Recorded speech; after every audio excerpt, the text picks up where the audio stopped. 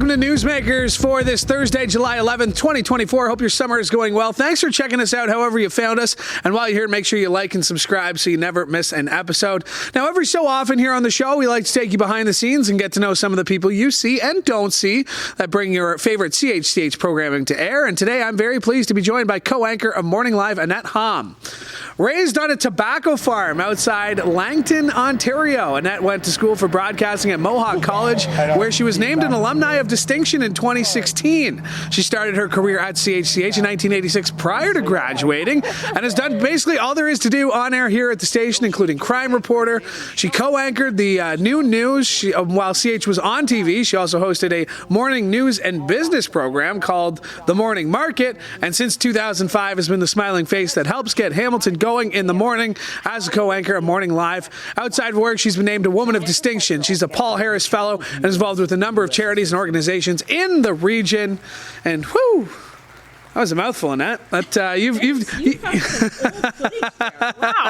I went back in the archives. That first one, the first one we saw actually, was your first job here. You talked about this on the 70th anniversary about how you had to literally basically take things from satellite and type them out. Yeah, what was your very first job? Satellite monitor. So what did that entail? So I was going to school at Mohawk at the time, and I would come here in the afternoons because in the afternoons, I think it started at 4 o'clock, we would get our first feeds in from Atlantic Canada, because at that point we belonged to this independent satellite network. So it was, stations from across the country. And they would send 3 or 4 stories in that would come in on a feed, and it only came in once. And you had to record it, so you had to press this. These were gigantic machines. You had to press it, and then you had to remember of getting the in and out cues for the reporter packages. And then I would tell our writer and our producer of the 6 what it was all about, and then I would write the intros to them. So growing up on a tobacco farm, when did you know that this is what you wanted to do? I didn't. It was kind of a fluke. I did know. I remember promising myself, because we moved off our farm when I was 12, and so I worked on other farms. And I just remember one blistering hot day in the sun thinking, and I was filthy from sand and from tobacco gum. Tobacco juice is very, very sticky. And I thought, I don't care what I do. I just want to be able to work in an office and dress nicely every day. Eventually I get to, I went to Mohawk for broadcast journalism. I was going to go for something else at university, and my dad, still with that farmer mentality, is very practical. What are you going to do with what I was going to take at university? And I'm like, I don't really have a plan. He goes, maybe you go to college instead. So I just happened, I went to my guidance officer the next day, and it was oh, Mohawk, this seems interesting. Broadcast journalism. Was it love at first sight, though, with broadcast journalism? Yeah. Once I got into it, so we started out doing some radio stuff, and I was like, radio's interesting, but it wasn't how I got my news as a kid, because our family always watched the news every night. And so I'm like, oh, that's not, it's more TV. So once we got started into the TV stuff, I'm like, okay, this is it. Yeah, because I was kind of the same way, opposite in terms of, I went to school for radio, television at Niagara, and then I got an internship, started working while I was still in school in radio. I definitely gave me a leg up on a lot of my my fellow students at the time.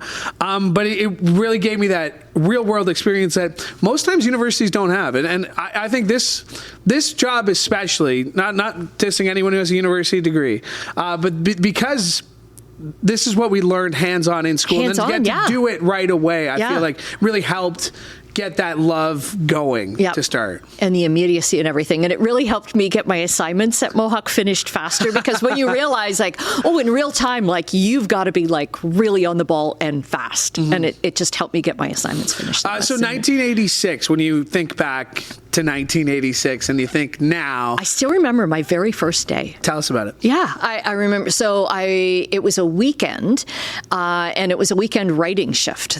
Because what I would do is I would work every other weekend, and then every other week I would do the satellite monitoring because I was still going to school full time at the time. So yeah, I remember coming in and just learning how to write things and writing up stuff for the half-hour newscast, and then I would go home and I'd sit there and I'd like, I wrote that. Right? Yeah, absolutely. But, I mean, we didn't even have computers, and it was electronic typewriters. Electronic typewriters. Yes. I don't even know what that is. Yeah, I know, nobody does. So I'm sure there's one hanging around here. I'm sure Dave Milo might be able to find one. They were this big. It was huge, and you would put in your stuff and then make sure it was correct, and then you'd put in. We had this paper that had like. It was attached, like 7 copies were attached. So you'd put the big roll of paper in and then press go, and then it would come up, your script and everything would come up in that. And then they split the papers up, so the anchor would get one and the producer would get one. And yeah. So 1986, obviously, it's been a while, but what's the secret to your longevity? Because a lot of times you'll go to a different station. A lot of times there'll be things out of your control. For you, why do you think you're still here? I stayed here. I think it's because I learned to do different things. I didn't want to be on air at first. I thought I was very happy to be a writer, very happy to be a producer, and I just got to do so many jobs. The reporting job kind of fell in my lap as an accident because somebody was leaving, and then I remember my very first story. It was a fire, and I wasn't supposed to be sent to report to it, but it was a fire that was like very, very close to where I was living at the time. So I went with a camera guy, and it was a really awful fire, and they were like, okay, well, you're there, so there's your first package. So in that time you were a crime reporter, general assignment, environment. I mean, you've done a lot. You hosted your own show. You've done your homework. I have done my homework. Thank you. Anybody who watches this show who thinks I just come on and turn on a microphone. So did you ever have a crisis of conscience in that maybe this isn't what I want to do? Did you ever have a bad story? Was there ever any doubt in your mind that this maybe isn't what I want to do? Never that this isn't what I want to do, but there were a lot of stories where it's like, stories where I made mistakes, and then you feel like, oh man, like how can I ever do this again? But you just get back in the saddle again, and you realize that, or you think that you've missed something huge. I remember once there was I was the crime reporter at the time, and there was a very large bust of biker rings. Right. And so I thought I did a pretty good job, and then went to court the next day. And the next day, like the paper, the Hamilton Spectator, had this huge story on, and they had 3 reporters on it. I'm like, how did that happen? And then I find out afterwards, they had been planning to do this story before the bust actually happened. So I'm like, because I was almost sick the next day. It was like, what? How did I miss all of this? Right, not knowing that. Yeah. I find that interesting because, like, to never really have a doubt. Because even now I'm 30-ish. I've been doing this just a few years, but there are times where I think, like, is this what I'm supposed to be doing? You never had that. No, because I like doing it. Sure, there's lots of times where I'm like, you get discouraged, and especially as a woman, everybody's judging although you run into this bit too, what your hair looks like, what your voice sounds like, how you do interviews. People think that you have a perceived slant against something, right? So there have been times where it's like, I don't want to be in that kind of spotlight anymore, but I do love what I do. Yeah. I guess that's a good way of putting it. You've been very good in terms of providing me advice with, don't read the comments. Don't read the comments. And I don't read the comments. Yeah.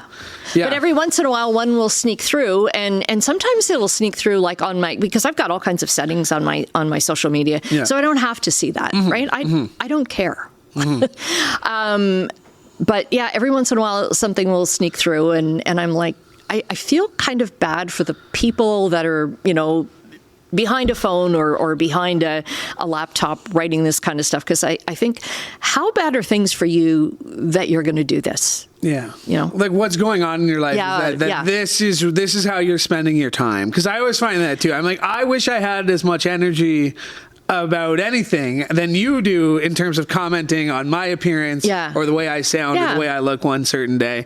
I really appreciate your advice when it comes to that because, again, as somebody who's a bit younger, grew up on the internet, I'm always on the internet. And sometimes, yes, they do sneak through. We used to get letters, real letters. Okay, that's what I mean. I would respect the letter more. I would if there was a handwritten letter that with your return address and signed on the bottom, I would actually respect that more than some anonymous internet comment. Because my thing is like, well, listen, my grandma has probably already told me what she said. She probably already told me to get a haircut. She probably already said I need to be better. I didn't say that, by the way. I didn't say that you need to cut your hair. No matter what the people on the internet are saying, my grandma has said worse to my face. So that's how I think about it. Let's go back to that being a woman on television. When you are being attacked for your appearance, have you found it harder to go on camera every day when you no. I used to. It used to really bother me. Maybe it's like I've just reached the age where I don't care anymore. I'm going to be myself, and it's working. They're still employed. Yeah. Because I find like a lot of the younger women I've talked to on this show, they struggle with that. They still struggle with finding that. Ignoring the outside, did it get to a certain point? Like I said, is it just now that you're like, it doesn't matter? No, I would say like maybe in the last 10 or 15 years kind of thing. It's... Yeah, I like that. I am what I am, and I'm not going to change for like one person over one comment. No, I like that. Let's go back to your reporting days. Was there a story that stood out to you the most in terms of a difference you made, somebody you met? Is there something or that helped maybe instill your love for what you do a little bit more?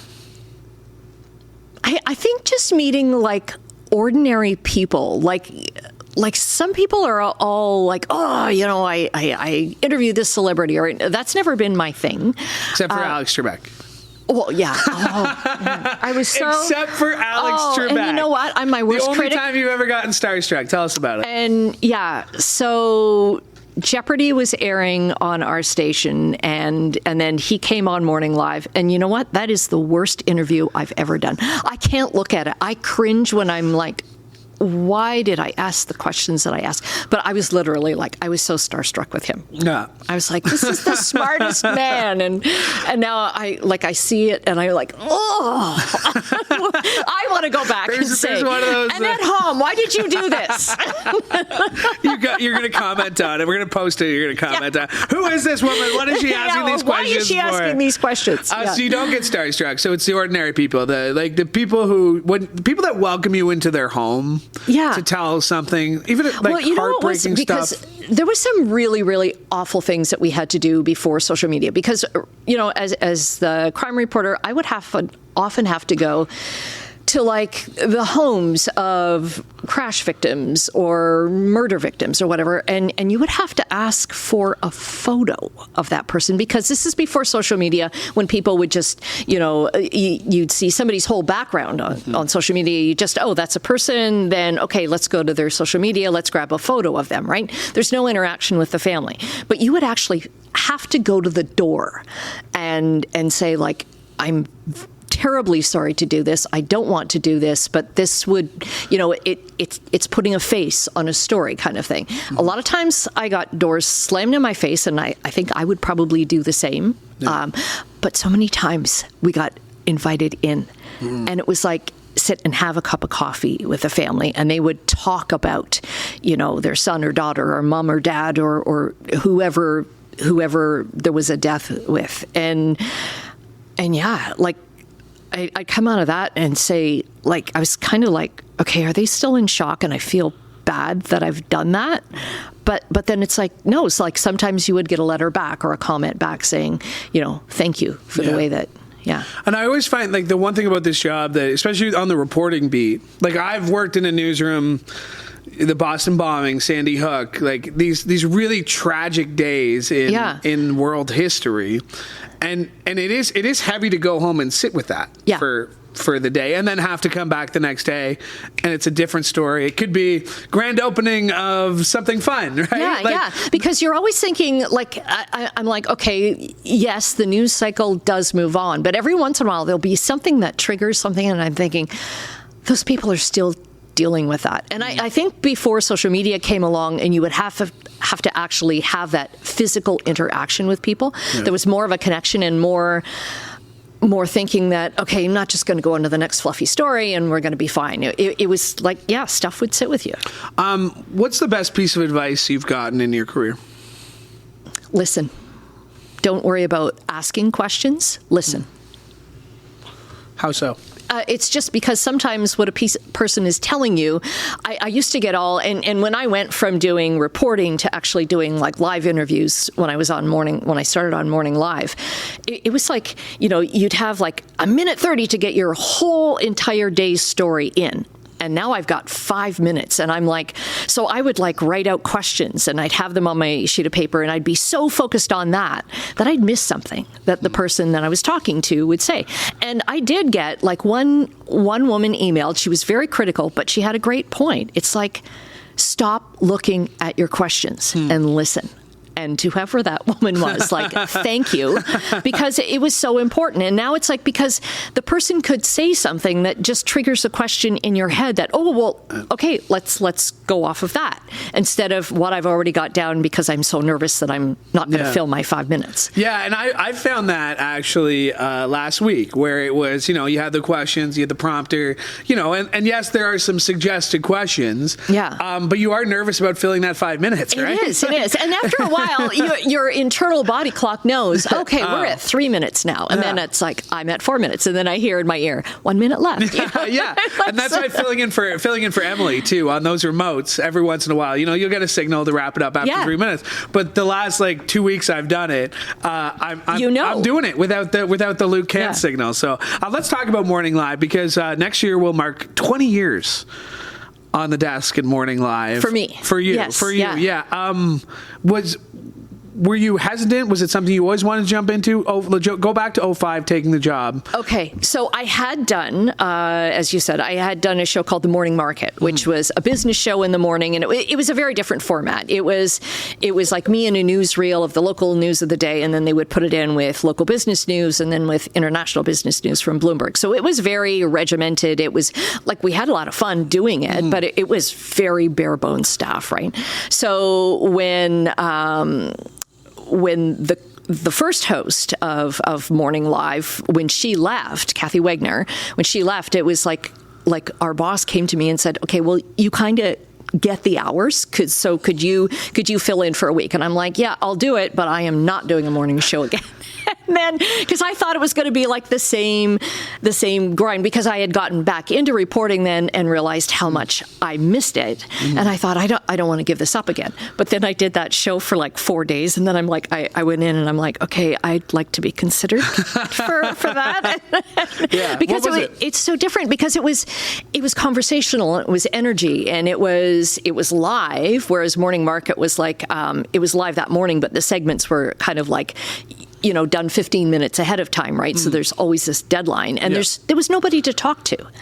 And now on the show, there's people to talk to. There's stuff going on. And you realize that, hey, if you make a mistake on the morning show, people are not wearing pants. Or they're running around trying to get their breakfast ready and the kids' lunches ready and everything. So I find that the pressure on that show, because our viewers interact so closely with us too, right? So it's like we're part of their morning. It's funny you say it took you 4 days, because I was there 5 days last week. Yeah. And I would say, the one-off I filled in a few months ago, right? And it was just 1 day, and it's like, oh my gosh, this is exhausting. Because you're not used to the hours of the show. Yeah, but like you said, it goes by so quickly. It does. It's just a blur. And it's not just the conversations we get to have on air. It's conversations in break where somebody's in our ear and they're, hey, you did that wrong. Or Brody's telling us, you did that wrong. You did it right. Very rarely do I get that one. You did that one right, actually. Yeah, because the viewers at home only get to see a fraction of our staff, right? Yeah. We've got this whole crew back there that's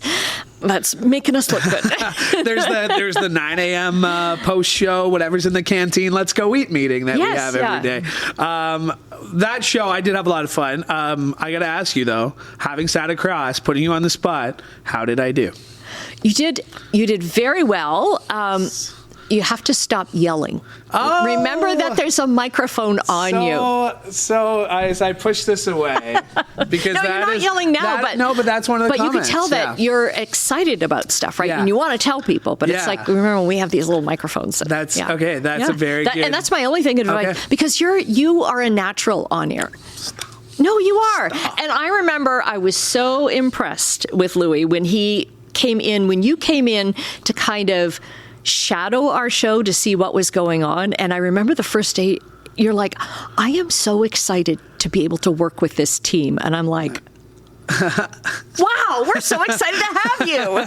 I just thought that was so heartwarming and so nice. I just think, like, for me, like, I don't take anything really too seriously. No, and you could tell that the Louie on camera is the Louie at his desk it's pretty close. out in the field. It's pretty close to the same guy. Actually, I'm wearing the same. Oh, no, I'm not wearing. I only have 2 suits. It was a 50-50 chance that I was wearing the same thing. See, and you only having 2 suits, I bet viewers don't know that. I don't think anyone has. But if I only wore 2 jackets, Laura yikes. Brody notices. Yes, Laura Brody notices. She is the outfit tracker for me. I really do appreciate your insights on a lot of things, especially the crime burglary versus a robbery. Oh, no, robbery versus a break-in. A break-in. Everybody's like, I got robbed. And I'm like, and you held up at gunpoint? No. Was there implied violence? No. So it was a break-in. It was a break-in. Yes. I really do appreciate your insights. I really do appreciate getting to work alongside you. And last week, again, one of the highlights of my career. So to get to do it alongside you was really nice. And we're going to get to do it again. Yeah. So next time, I'll remember not to yell so much. Lots of fun. Quiet Louie. Quiet Louie. You know what, though, I do have one gripe. We didn't have any food segments last week. No. Not a single food segment last week. And I'm already full because we had hot dogs today on the show. And were you there? I had hot dogs. Okay. Yeah, I had hot dogs. Don't worry. All right. Well, I'll see you next week, though. Yeah. Awesome. And thank you for doing this. Thank you. All right. My thanks to Annette Hamm for joining me today. And my thanks to you as well, because we could not do the show without your support. Hey, make sure you like and subscribe to CHCH Podcast so you never miss an episode of this show or any of the other great shows we have for you, including an all-new episode of Sportsline with Bubba O'Neill. And you can catch that every Monday to Friday on CHCH Podcast, or you can go to chch.com/podcast. I want to thank Laura Brody for directing today's show after giving her a few shots as well. And thank you one more time for listening. Really do appreciate it. From all of us here at CHCH, I'm Louie Butko. Have a great day.